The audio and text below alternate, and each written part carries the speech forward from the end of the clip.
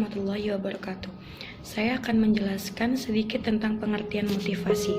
Kata motivasi berasal dari bahasa Latin yaitu mover, yang berarti move atau untuk bergerak. Adapun istilah dalam pengertian motivasi berasal dari perkataan bahasa Inggris yaitu motivation. Perkataan asalnya adalah motif yang telah digunakan dalam bahasa Melayu, yaitu kata motif yang berarti tujuan atau segala upaya untuk mendorong seseorang dalam melakukan sesuatu. Motivasi merupakan seperangkat alasan dalam melakukan tindakan tertentu. Model motivasi di sini yaitu ada 3 macam. Yang pertama, model tradisional. Model ini mengisyaratkan bahwa manajer menentukan bagaimana pekerjaan yang harus dilakukan dan digunakannya sistem pengupahan intensif untuk memotivasi para pekerjanya. Yang kedua, model hubungan manusiawi. Kontak-kontak sosial pegawai para pekerjanya merupakan hal penting bahwa kebosanan dan tugas-tugas yang bersifat pengulangan adalah faktor-faktor pengurangan motivasi. Maksud dari hubungan manusia di sini yaitu contohnya, manajer dapat memotivasi bawahannya melalui pemenuhan kebutuhan sosial mereka dan membuat mereka merasa berguna dan penting. Yang terakhir atau yang ketiga yaitu model sumber daya manusia. Model sumber daya manusia ini menyatakan bahwa para karyawan dimotivasi oleh banyak faktor, tidak hanya orang atau keinginan untuk mencapai kepuasannya, tetapi juga kebutuhan untuk memprestasi dan memperoleh pekerjaan yang berarti. Terima kasih. Baik, saya di sini akan menjelaskan tentang teori kebutuhan. Menurut Maslow, teori kebutuhan dibagi menjadi 4. Yang pertama, kebutuhan fisiologis.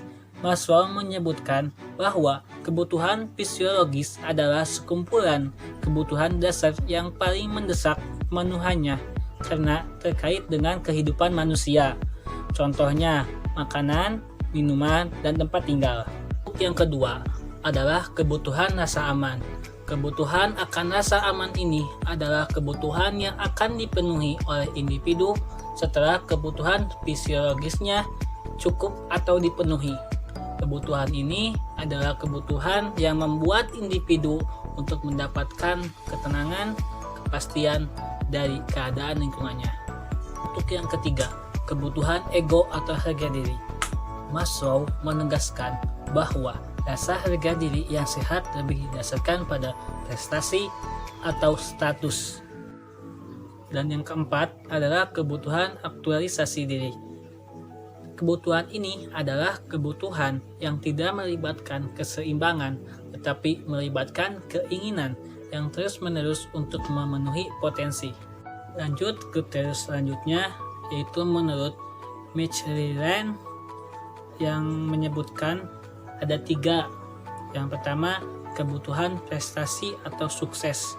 Kebutuhan ini adalah kebutuhan yang membuat individu untuk mencapai prestasi dan reputasi yang baik. Untuk yang kedua adalah kebutuhan afiliasi. Kebutuhan ini untuk memperoleh hubungan sosial yang baik yang ditandai ingin terjadinya sebuah persahabatan. Yang ketiga adalah kebutuhan kekuasaan. Kebutuhan akan kekuasaan merupakan keinginan untuk mempengaruhi dan mengendalikan individu lain. Halo, perkenalkan, nama saya Qurratul Aini. Saya dari kelas Perbankan Syariah B semester 5. Di sini saya akan menjelaskan tentang motivasi dan strategi pemasaran.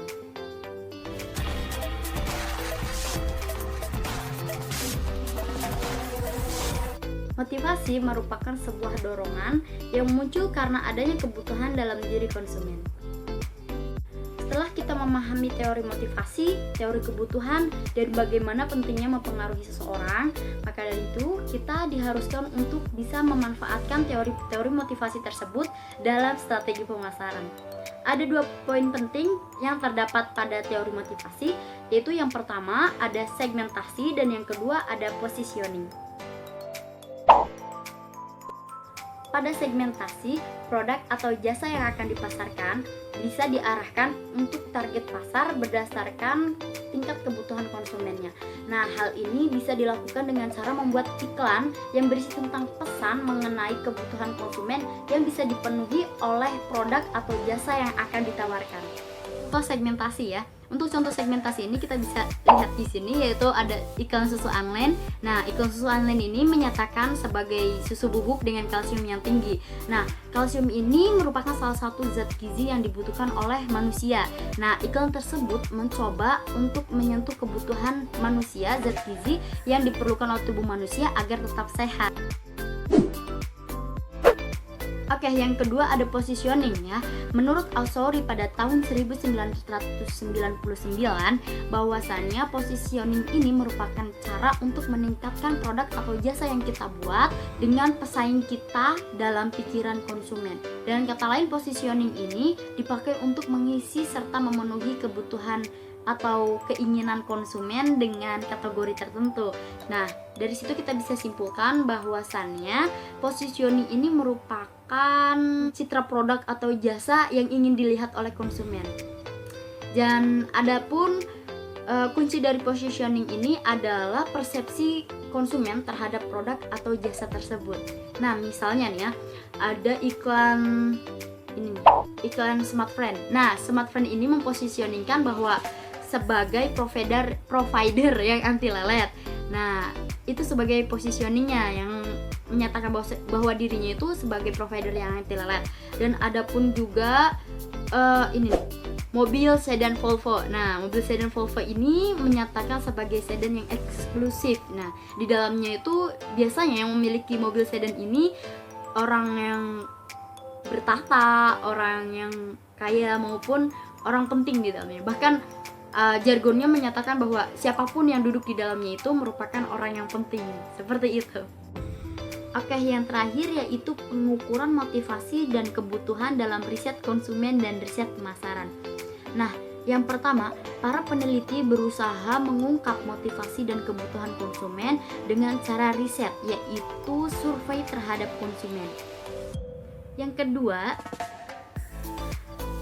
motivasi dan kebutuhan konsumen diukur dengan instrumen kuesioner, di mana beberapa pertanyaan diajukan kepada konsumen. Yang ketiga, setelah konsumen menjawab pertanyaan tersebut, konsumen melaporkan motivasi dan kebutuhannya sebagaimana yang ditanyakan kepadanya. Nah, hal tersebut bisa dikatakan sebagai pelaporan diri atau self-report. Sekian presentasi dari kami, kurang lebihnya kami mohon maaf.